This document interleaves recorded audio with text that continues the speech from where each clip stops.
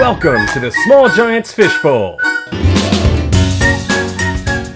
This topic is the feedback loop. How to give and receive feedback well. How do you tell a top-performing employee something they don't want to hear? How do you take in feedback from your employees without coming across as defensive? Giving and receiving feedback well are two of the most valued, yet difficult to master skills for any manager. Claire Lew, CEO of Know Your Company, has spent her working life studying over 15,000 managers and employees in 25 countries to develop a methodology for handling the feedback loop. Okay, here we go.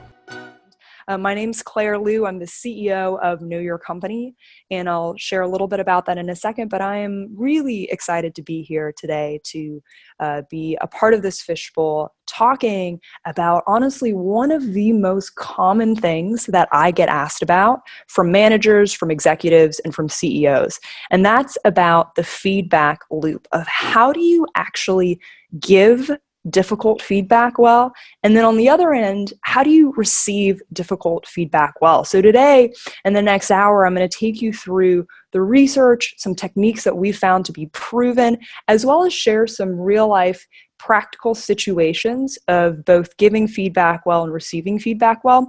And as a part of that, we'll also do two small little self-reflective sessions where I'd love to get one or two people to participate and share their thoughts and have a conversation with as well. So I'm very much looking forward to that. But first, a little bit about me. So like I mentioned, my name's Claire, and the company that I run, it's called Know Your Company. It's a software tool that helps CEOs really get to know their employees better, get the feedback that they're looking for, connect with their employees, and overcome growing pains.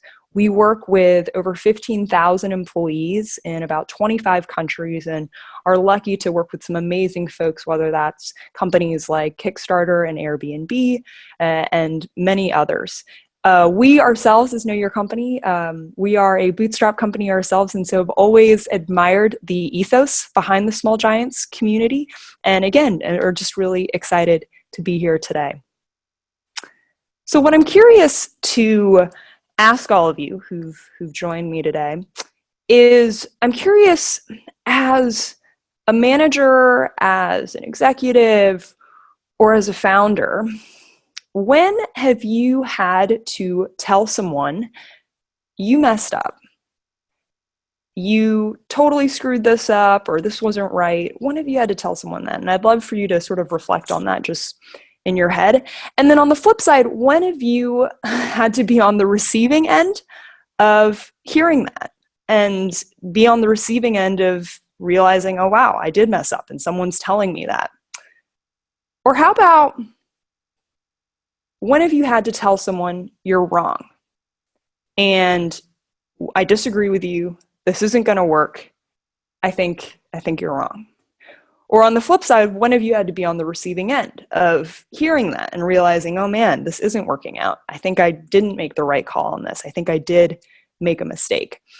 Both saying these things and being on the receiving end of these hard things, it's tough. And even though, I'm a CEO who, we study and run trainings around this topic, we do this for a living, it's something that, I still personally struggle with, and so many CEOs and managers struggle with, is how do you actually give that kind of feedback well, and how do you actually receive that feedback well? Because what makes it hard is when you're giving difficult feedback, it's hard to figure out how to be both kind and honest when you do that. And then when you're on the receiving side, it's hard to not be defensive, and it's hard to not take it personally, right? And so that's what we're going to talk about today, is for these two hard things, these two pieces of the feedback loop, both giving feedback and receiving feedback. How do we actually give this feedback in a way that is kind and honest? And how do we receive this feedback well in a way that we're receptive and not defensive? And the result is the fact that when you're able to do both, it really sets the foundation for creating an honest and open work environment where you're going to be able to coach people and your team to greater success. You're actually going to see the changes that you're recommending and the feedback that you're giving. And on the other hand, you as a leader, you're able to set an example for This is exactly how we handle honest feedback in the company, and I'm able to actually handle it well as a leader. So we're going to talk about both of those things. And specifically, what I'm going to share is, first of all, why are both of these things so hard to do? Why do we continually struggle as leaders to figure out how to actually give feedback well and receive it well? I'm going to also talk about the specific techniques for how to do it well. Right? So as I mentioned, we've been able over the past 4 years to pull together research over thousands of employees to figure out exactly how do you actually give this feedback well and receive it well. And then lastly, I'm going to walk through some very practical situations of how to do this. And we're also going to reflect on some of your own situations lately of what are some moments of where you're struggling with giving feedback well or receiving feedback well. And let's figure out how to get to the bottom of this and become a lot better at doing both. So, the first piece of, well, let's think about how we actually give difficult feedback well. Let's first examine, why is this important? And for those of you who, you've been a manager for a while, you've run your company for a while, it's, sort of maybe classic management 101 of, of course, you gotta be able to coach someone well, you've got to be able to give feedback well. But there's actually a lot of research behind this for why giving feedback is so crucial, which is that it actually scientifically makes you a better leader, period. So what studies have found is that leaders who give honest feedback are actually rated as 5 times more effective than leaders who don't. On top of that, leaders who give honest feedback have employees who are 3 times more engaged, right? So when you're giving honest feedback, you are becoming more effective as a leader, right? You're able to coach employees to success. And not only that, you're actually engaging your employees in a way where they're going to feel a greater sense of loyalty and commitment to the company. And when you reflect and think specifically about your highest performers, right, the folks who you really are wanting to keep, this sort of engagement is crucial. So giving feedback, when we think about engagement, giving feedback is a direct link to increasing that employee engagement. Okay. So if we know this, if we realize that, all right, giving feedback makes us a better leader, then why do we struggle with this so much? Why do we still sort of get that icky feeling in the bottom of our stomachs? Why do we dread performance reviews? Why do we dread that one-on-one conversation where we have to tell someone, oh, I think you're wrong, or, oh, you messed up? Why is this so difficult? Well, plain and simple, it's uncomfortable, right? It's uncomfortable. I met with a CEO just the other week who told me that he had a one-on-one conversation that he spent hours preparing for. He had written down everything he was going to say to this employee. He was super ready. He knew he needed to tell this employee the truth. And then he walked out of the meeting and he said, Claire, I looked down at that piece of paper of where I had written everything down. I didn't end up saying any of it. I didn't end up saying any of it. I just didn't feel comfortable. And he's like, it was ridiculous. I prepared for it, yet somehow I still just couldn't figure out how to say it, right? So we find this stuff uncomfortable. On top of that, it's just plain unnatural as well. And this is because as humans, we are wired to avoid the things that feel negative to us. So there are studies that have shown that our brains actually hold on to negative memories more than positive ones. So when we think of negative feedback, when we think that we're actually needing to critique a person, their performance, that feels negative. And so we just scoot away from it. Feels very unnatural. Okay. So clearly we don't like giving it. We do almost everything we can to avoid giving it. Yet our employees actually really want this honest feedback.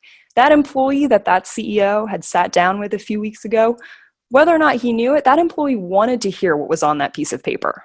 And that CEO did a huge disservice by not sharing it. Our employees want this honest feedback. And this is also backed by research as well. So Harvard Business Review did a study a few years ago where they asked managers and employees what they tended to prefer and what they tended to avoid. And what they found is that managers clearly tended to avoid giving negative feedback.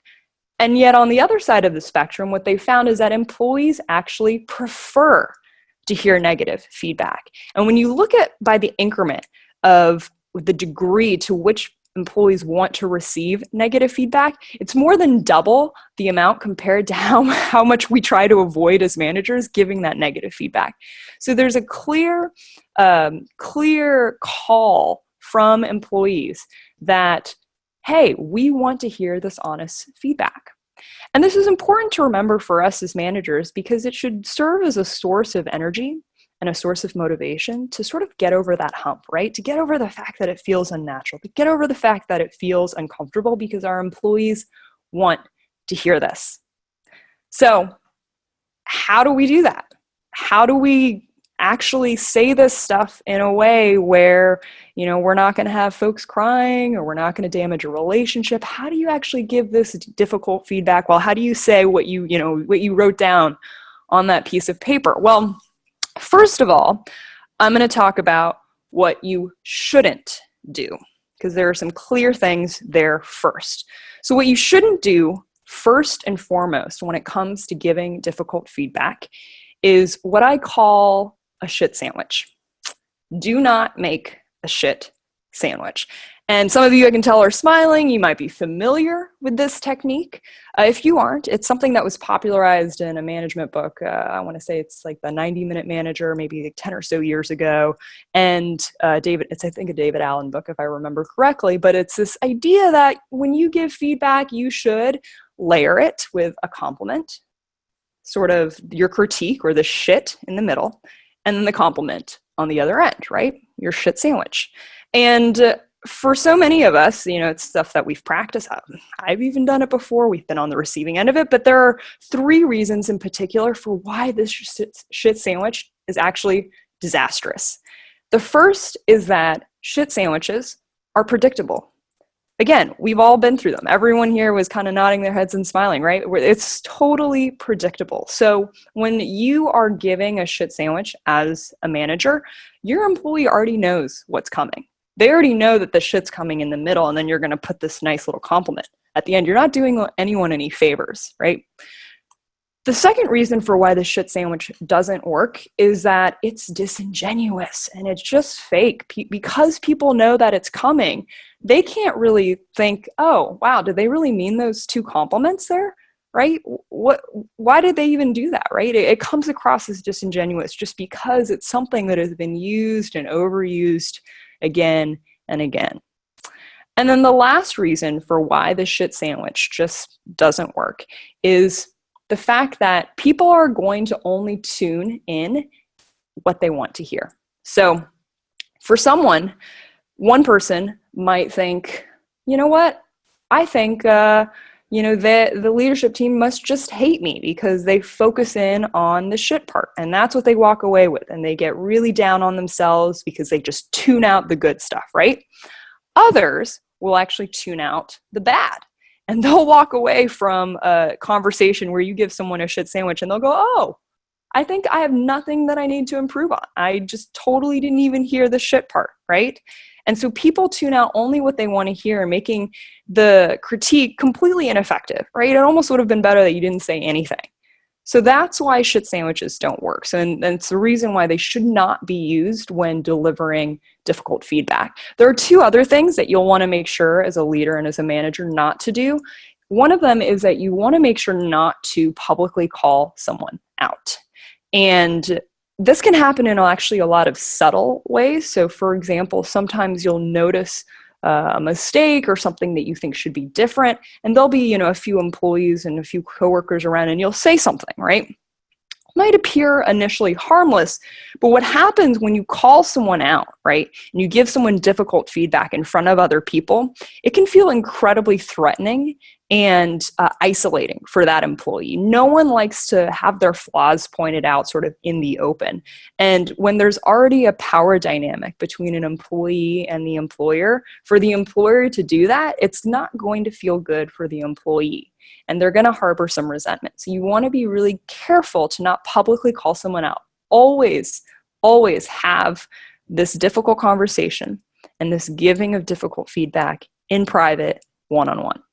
The other thing that you'll want to make sure to do as a manager in giving difficult feedback is you cannot let something linger, right? And we're all guilty of this, myself included. But the minute that something starts to fester for a little bit, whether it's a day or it's a week, the longer that the other person forgets about it, the longer that the sort of tension gets built up. And almost anyone you talk to, when they have difficult feedback that they need to give always wishes that they would have done it sooner. No one says, oh, I wish I would have waited a week. Everyone always says, no, I wish I would have done it sooner. So don't let something linger. So those are the things to keep in mind in terms of what you should not do when it comes to giving difficult feedback. But when it comes to what you actually should do, there are 4 specific things that we recommend based on the insights that we've gathered, based on the data that we've gathered, that have proven to be very effective for giving difficult feedback. And the first is to come from a place of care. What this means is, as a manager, it's important when you're giving difficult feedback to make your intention known, to upfront say, this is why it's important for me to share this with you.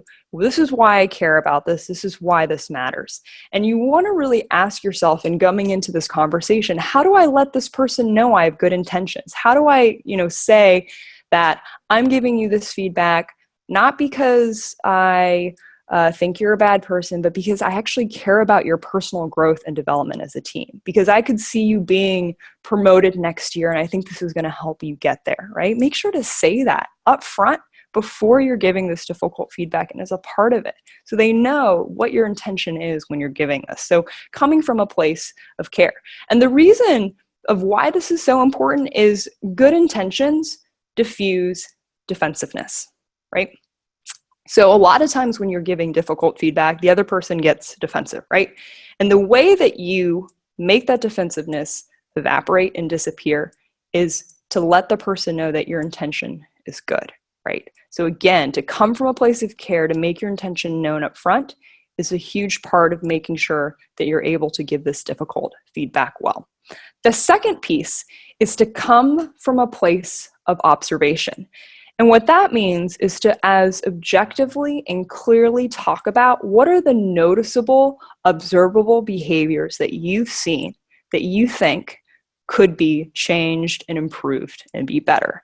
Because what often happens when we're giving difficult feedback is we don't talk specifics and we don't talk observable behaviors. We often actually talk about ourselves. We say, oh, this made me feel like this, or I don't know, I just felt like it was like that, it made me feel off, right? We talk about sort of ourselves. We don't talk about the observable behaviors that we saw. So for example, what you want to say is, when I saw you did X, right? When I saw that you wrote this email to a customer with this specific line, it made me feel this way, right? So you can still say, here's the effect that it had, but again, you want to talk about the actual specific observable behavior. You want to talk about the line that that person wrote in the email or the thing that they said in that client meeting. What is the actual observable behavior that you can state to make this as objective as possible, right? So again, being as specific as you can. And then as a part of that is to talk also about the positive result that you would like to see, right? You don't just need to say, hey, here's what happened in the past, let's just zero in on that. Talk about, well, what would success have looked like in that situation, right? What would you have liked to have seen written in that email? What would you have liked to have been communicated in that client meeting? What are the words that you would have preferred to have been used? What's the positive result that you wanted to see? The third piece of making sure that you are giving difficult feedback well is to come from a place of fallibility. And what this means is to show your employees that even though you have a critique, you also know that your word is not the word of God. It's not the ultimate truth, but merely, and this is with anyone's feedback, it is simply an interpretation of what you think happened, right? And the reason why that this is so important of showing fallibility is because as an employer, and I mentioned this and alluded to this earlier, there is a power dynamic, right? People will take your feedback as an employee so much harder versus if you're a peer. Because if you're a manager, again, you're paying someone to get something done. There's this imbalance here, right? So you need to be cognizant of that, and showing some fallibility is going to make that person more receptive to the thing that you have to say and to help you actually do the thing that you want, right? Which is you want this person to change in some way. So one thing is, as a part of this conversation, is you can ask feedback about yourself as well. right? So if someone made a mistake in writing an email to a client, ask, is there anything that I could have done to have helped make expectations clearer about what that email could have said, right? Ask about feedback about yourself. Also, you can acknowledge that it is only your opinion, right? And that someone might have seen something in a different way. And that you also can acknowledge that perhaps this person doesn't always act like this all the time. Maybe this was a one-time thing. Admit that. Acknowledge the fallibility of your point of view, right? And then again, ask yourself, how can I remind this person that, again, my feedback, it's not the ultimate truth. It's not the word of God, right? So saying some phrases I like to use are things like, this is what I observed. This is just sort of my take. Things like that can be very helpful. The fourth and last piece of giving difficult feedback well is to come from a place of curiosity. And what this means is to show employees that when you are delivering this feedback, that it's not just a one-way conversation. This isn't a one-way mandate from you saying, as a manager saying, you must do this. This is what needs to change, right? But rather it's a two-way conversation to understand and help this person get to the place that you both want to be at, right? So coming from a place of conversation. And again, this is because when you're giving feedback, this is a two-way street. So the simplest way to do this, very, very simple, is just to ask and just to say at the end, what do you think, right? What do you think? Is there anything I missed? Is there anything that we should have covered? So in sum, to give difficult feedback well, you'll want to come from the place of care. You want to come from a place of observation and being as objective as you can with your feedback. You'll want to come from a place of fallibility and show that, you might not have all the answers as a manager, as a CEO. And lastly, you're going to want to come from this place of curiosity. So what does that actually look like? Oh, sorry, actually a few last tips too that I want to share as well before, and then I'll share some specific examples on this. So a lot of people will ask, well, Claire, how do I even enter this conversation, right? And one of the best ways to figure out how to and when to sort of give this feedback is to ask for permission and to ask someone, hey, I have some feedback that I think could be helpful. Would you be open to hearing it? Can we get together later this week for 30 minutes, right? Ask for permission instead of just walking up to someone's desk and sort of just dumping it on them, right? Or dumping it on them in, even in a one-on-one meeting. Again, ask for permission. Hey, I actually have some thoughts that I think might be helpful. Do you mind if I share that feedback with you? It's a simple question, asking for permission.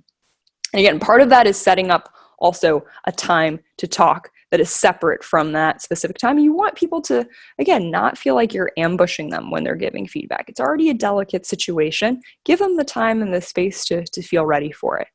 And you'll also want to, adjust your tone as a manager. Again, because of the power dynamic that exists between a manager and an employee, you want to be conscious of the fact that you're not just, again, sort of giving this mandate, but you want to be curious, you want to be empathetic in how you are having this conversation. And lastly, remember that as a manager, giving difficult feedback, you can do all of these things. You can do, you can come from a place of care, you can come from a place of observation, you can check all the boxes, and you still might not get the reaction from the other person that you want. The other person, they still might get defensive.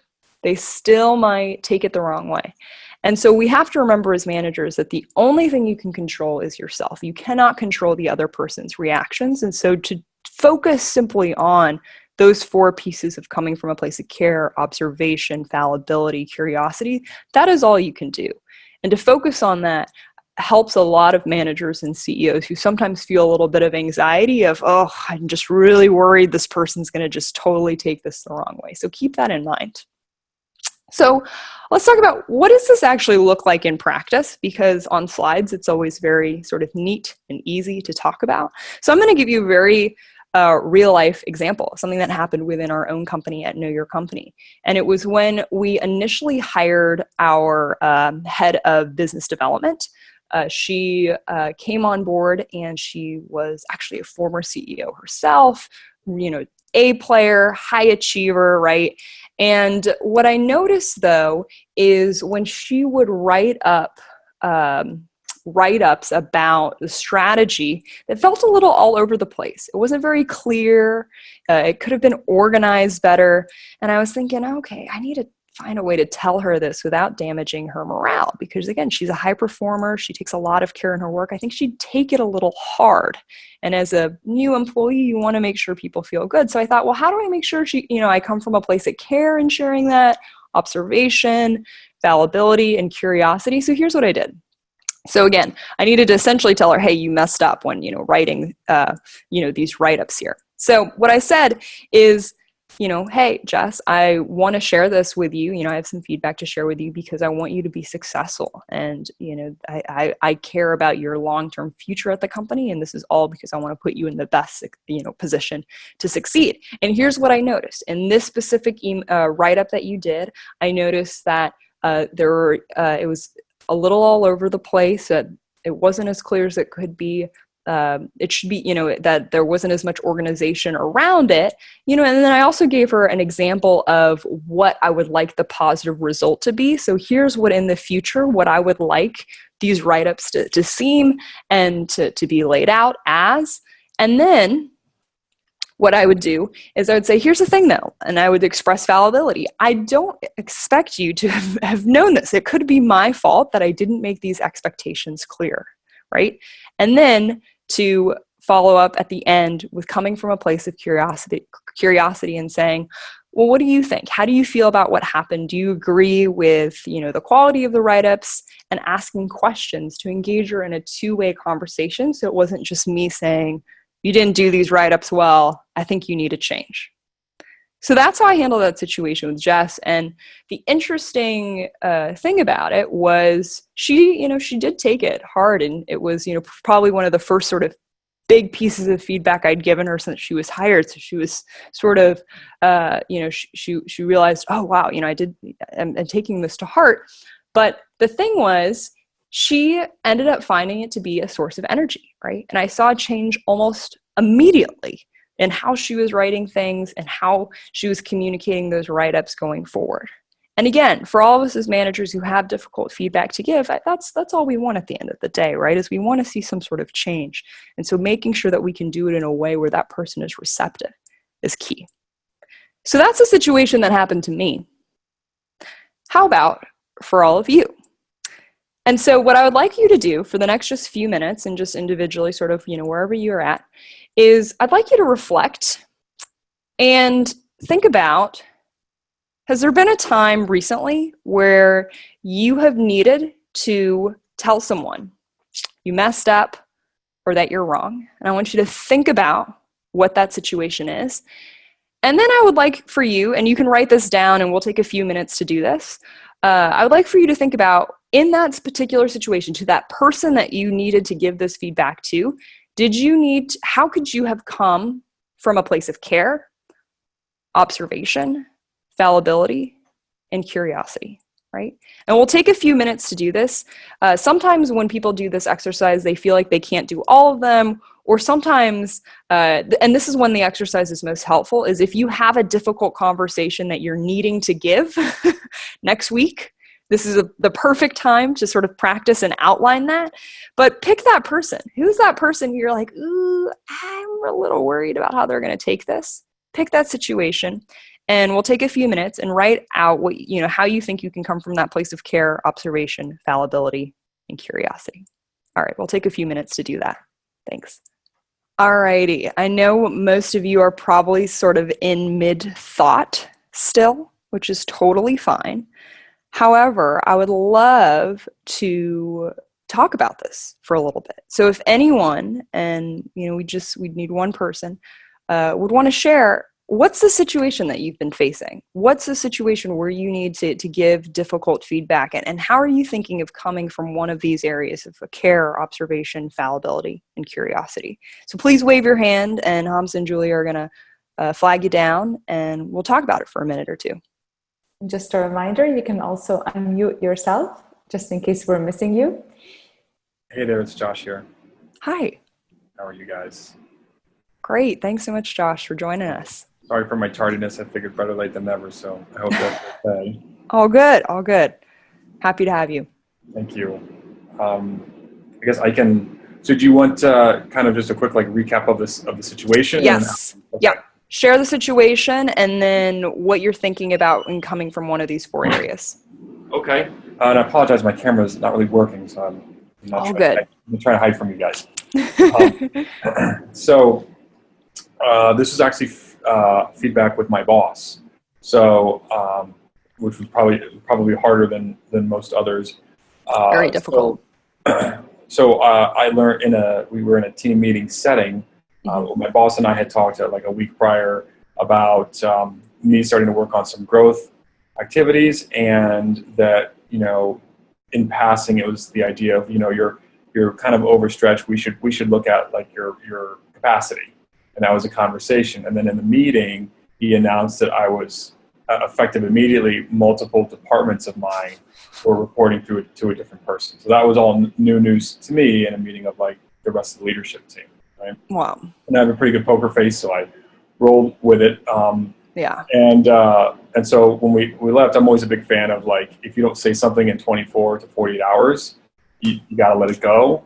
And so I just said, hey, look, and I kind of, in the past, I've gotten some very similar coaching to Claire, what you were describing earlier. So I basically said, look, when you announced that, I experienced it as a surprise. And I told him, I'm sure maybe I just misunderstood our conversation. I thought agreed in principle, but maybe you had specific tactics that I didn't realize.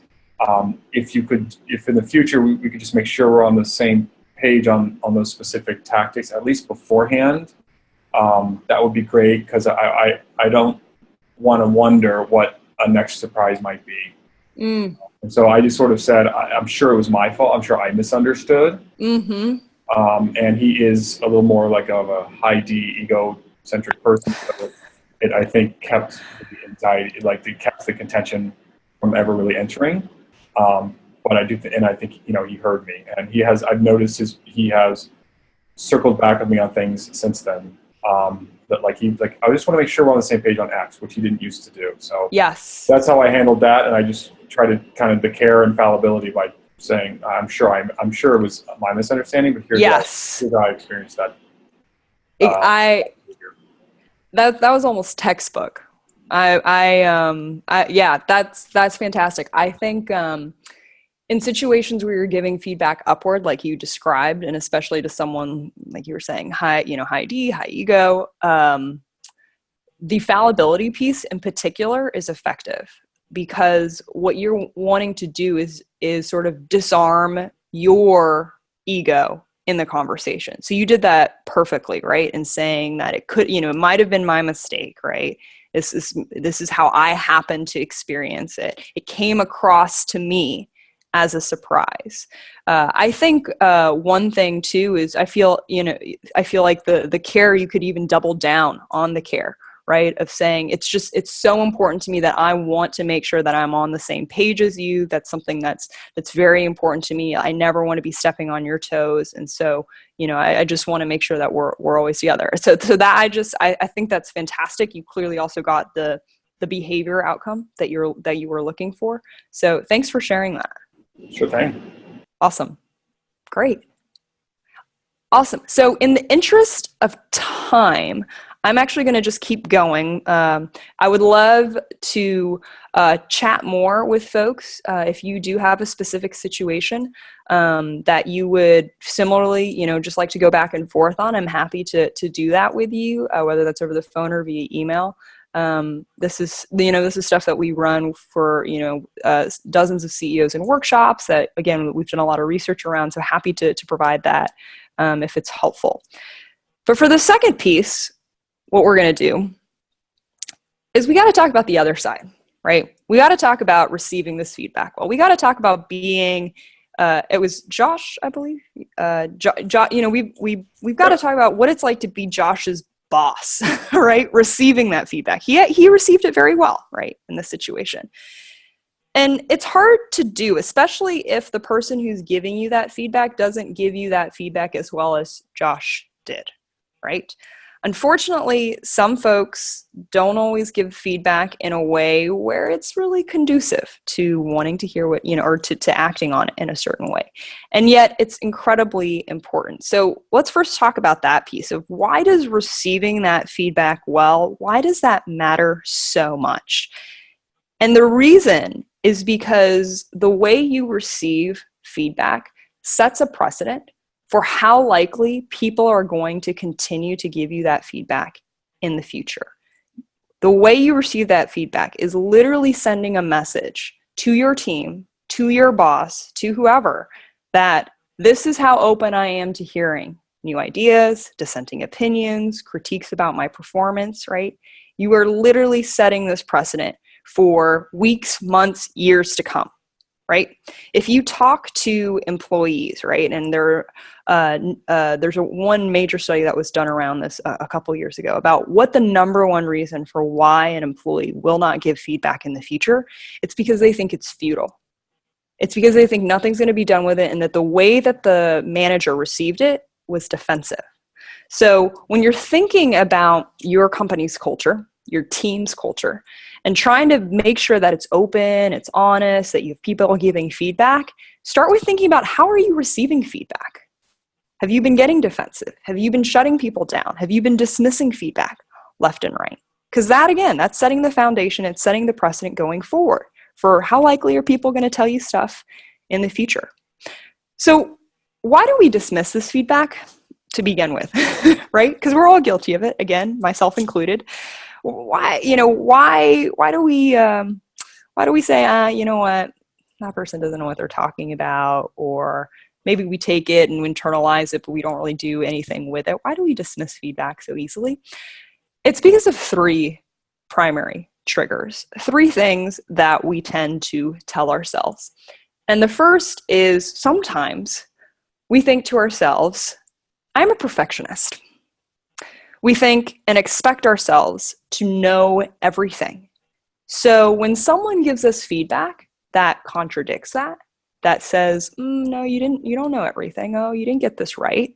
That directly conflicts with our own sense of self, right? And our own sense of what we have going on. So we disregard. We go, they don't know what they're talking about, right? Because I've got it figured out. So this idea of being a perfectionist can really get in the way of receiving feedback well. The second thing we sometimes tell ourselves is, I don't trust the other person who's giving me this feedback, right? Maybe you don't have a great relationship with them. Maybe there's some past history there. Maybe you think to yourself, oh, they don't have all the information based on who this person is. So you focus on the relationship and on the person who's giving this to you, and as a result, you disregard their message. So that's the other reason for why we dismiss feedback. And the last is sometimes we conflate behavior with identity. And what I mean by this is sometimes when someone says something to us and gives us a piece of tough feedback, we take it in a way where we go, oh, this must mean I'm a bad person. This must mean that I'm just a terrible human. This must mean, oh my God, it messes with your sense of identity. And so you disregard it. Right? So that's the last reason for why we don't receive feedback well, right? Okay, well, so how do we make sure that we do, right? How do we counter those three things that we may say in our heads? And again, these are all natural human impulses. They're almost self-protection mechanisms, right? How do we make sure that those don't get in the way of actually hearing the nugget of truth that people are often giving us? Because whether or not this person is, as skilled as Josh in giving this feedback, the fact of the matter is there is some small thing that is triggering them to say it in the first place. And you want to get to the bottom of that. You want to be open enough to hear that so you don't miss the boat, so you're not blindsided in the future. So how do we do this well, right?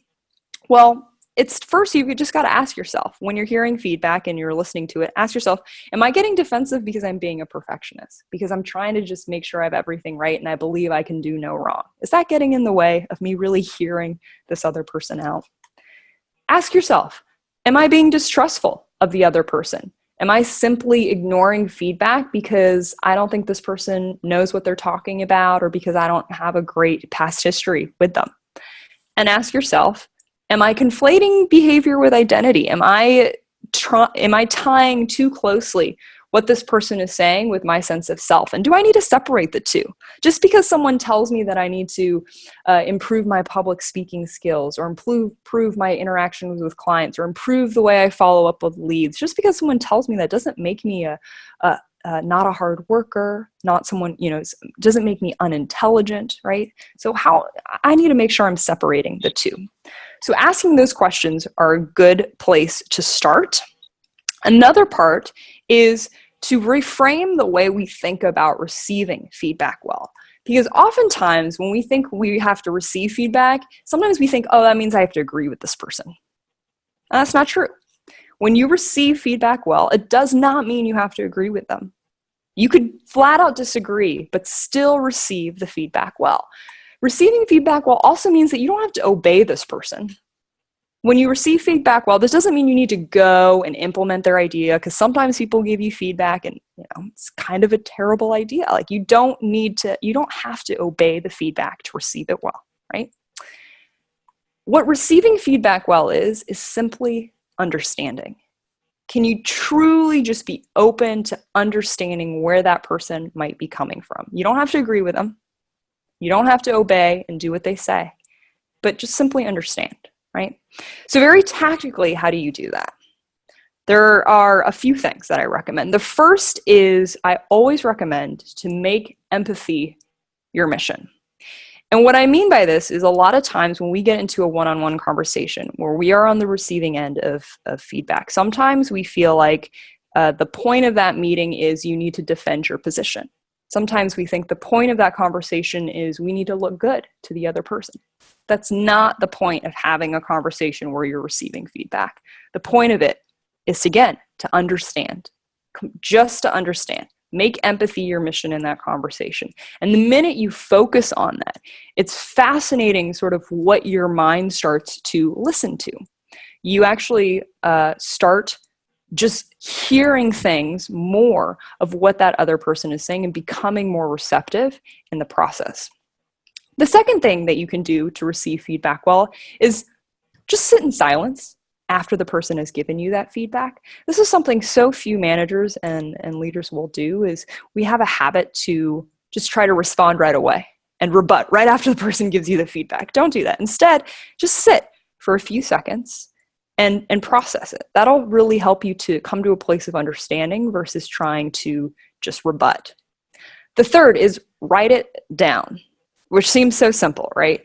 But it's really interesting how coming to a one-on-one meeting with a notebook, even if you're not typically a note taker, just coming to the meeting with a notebook, having it in front of you, and taking notes as the person is giving you that feedback, it signals to your employee and to your team that you are truly internalizing the feedback that they're giving you. And so with that simple gesture, you can communicate that. And you're going to have notes to take away later, which is always helpful. The fourth is to assume positive intent. And we've been talking a lot about intent during this conversation of creating a good feedback loop of both giving feedback and receiving feedback. But assuming positive intent is incredibly crucial to receiving feedback well, because again, the biggest killer of an open culture is going to be when you get defensive.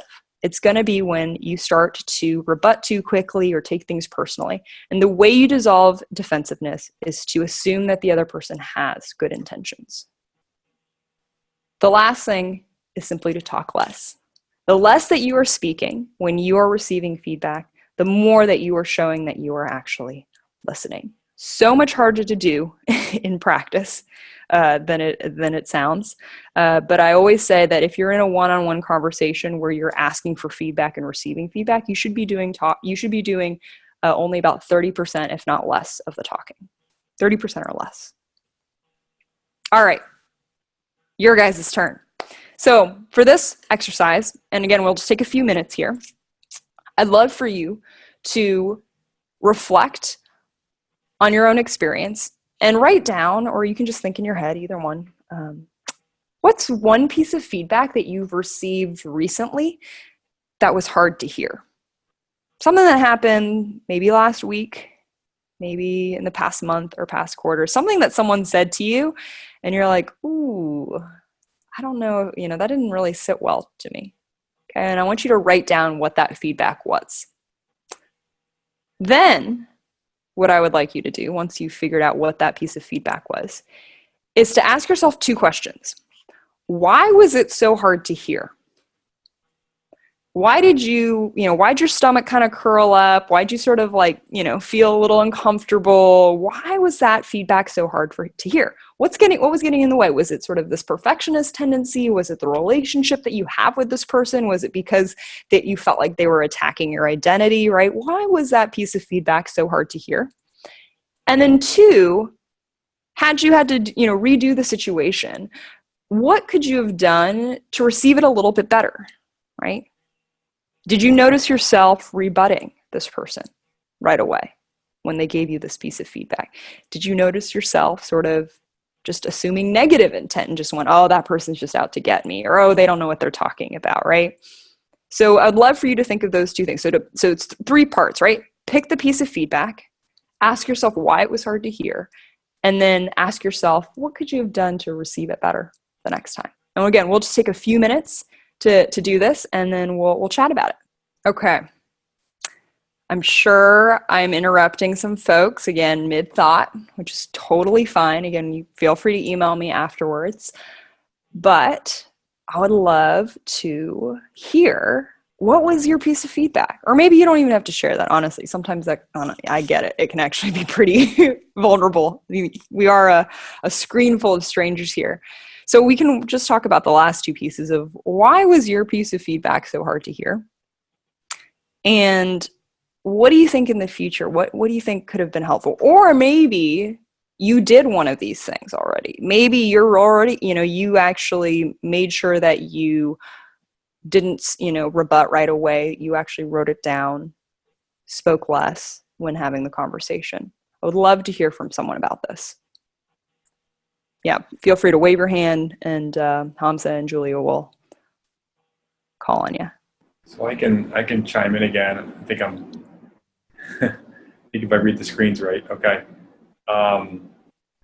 Just real briefly, I got feedback that my team was from my boss, that my team he was hearing that customer service was not good.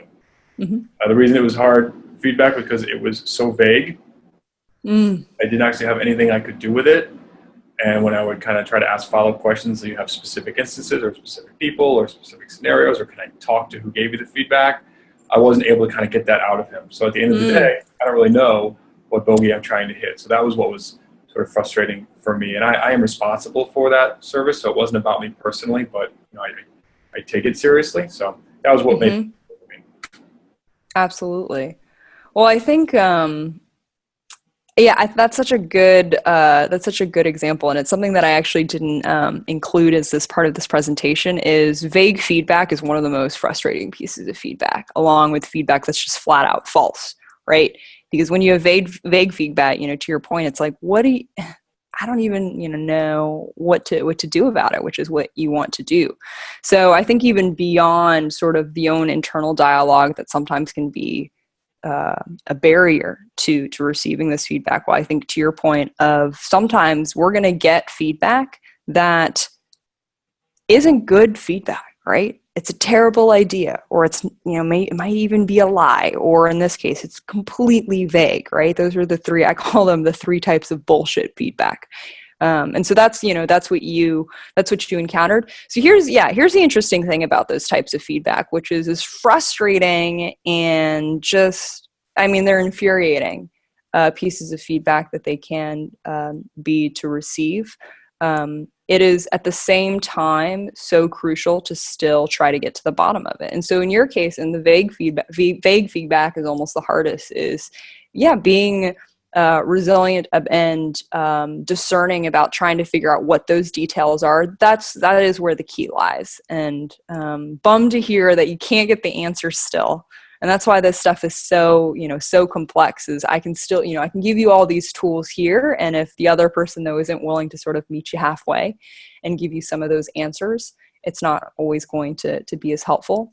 But thank you so much for sharing that, Josh, because I think for a lot of us, we do and have received feedback that is vague in a very similar sense. And that can sometimes be the most frustrating. So I think you handled it very well, right? So to continue to ask those follow-up questions, to want to get to the bottom of it and to own and change something, that's all another person could ever ask for. So sorry to hear that your boss isn't meeting you halfway on this one, but thank you so much for sharing. Awesome.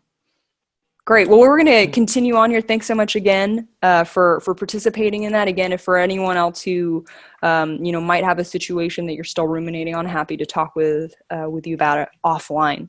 So that is how we're going to be thinking about creating this loop of feedback, right? That's how we're going to be thinking about how to actually make sure that we can figure out a way to give this feedback, right, from the first part in a way that is both kind and honest. And just to recap here, the 4 ways that you want to make sure to do that is to come from a place of care, observation, fallibility, and curiosity. And then the other half of this piece of making sure that this feedback loop is clear, that you're communicating things, and that people are going to become more willing to tell you things in the future is in how you're receiving it. And again, to make sure that you're not getting defensive, to make sure that you're actually receptive to this stuff. Come from a place, or make empathy your mission.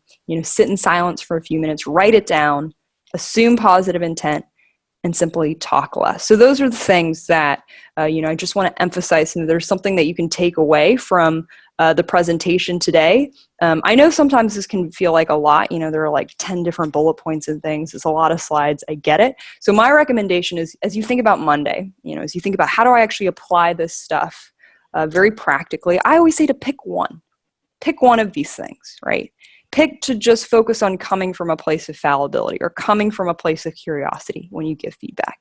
Pick just assuming positive intent when you're trying to listen to feedback. Just pick one of these things that I shared about giving and receiving feedback and try it out. See what difference that makes, and see what reaction that you notice and changes going forward. And I get it. Like I mentioned at the very beginning of this presentation, this stuff is hard. You can even just pick one of those things, and it's still very difficult to actually do in person. And some of you may even be thinking, yeah, one of the reasons that makes this hard is I've got a lot of other stuff to do. This is very, a lot of this is very touchy-feely. A lot of this is stuff that also happens very quickly, right? How many times do we feel like we need to be giving feedback in a single day or to a single person? How many times are we receiving different feedback about how our team's doing, how our project's doing, right? There's a lot of stuff going on. And so to that, the thing that I just want to really emphasize is, I get it. I'm a CEO myself. We all, not enough time in a day.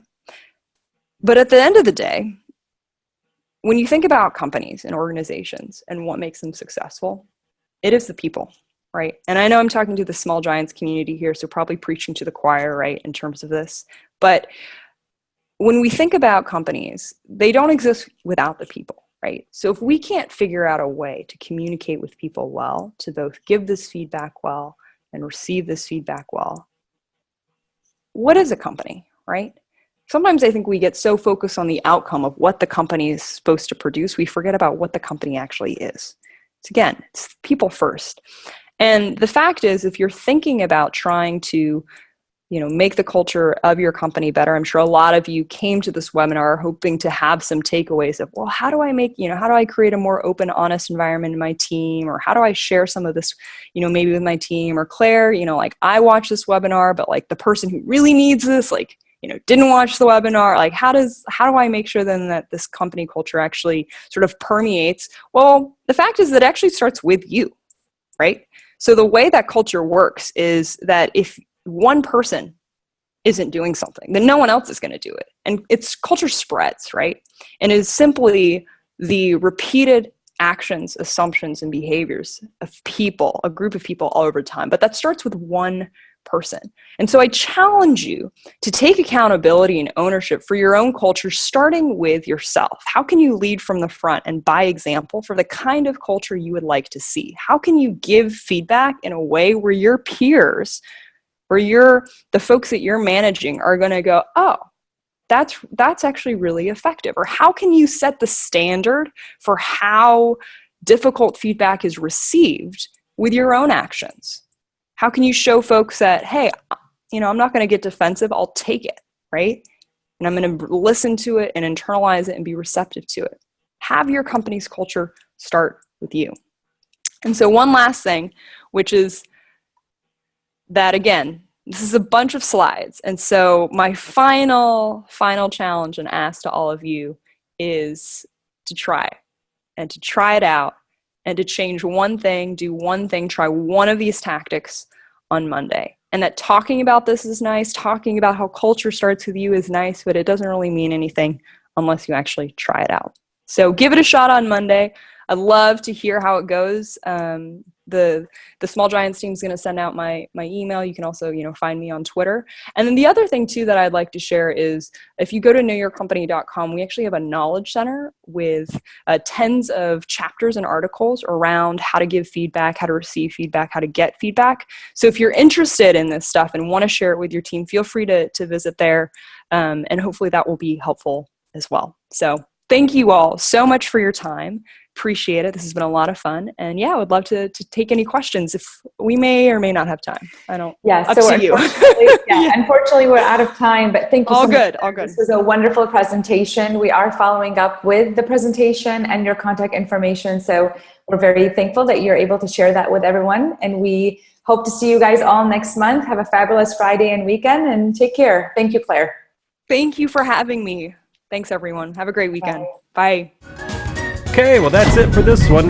Check out more Fishbowls exclusively for the Small Giants community at smallgiants.org.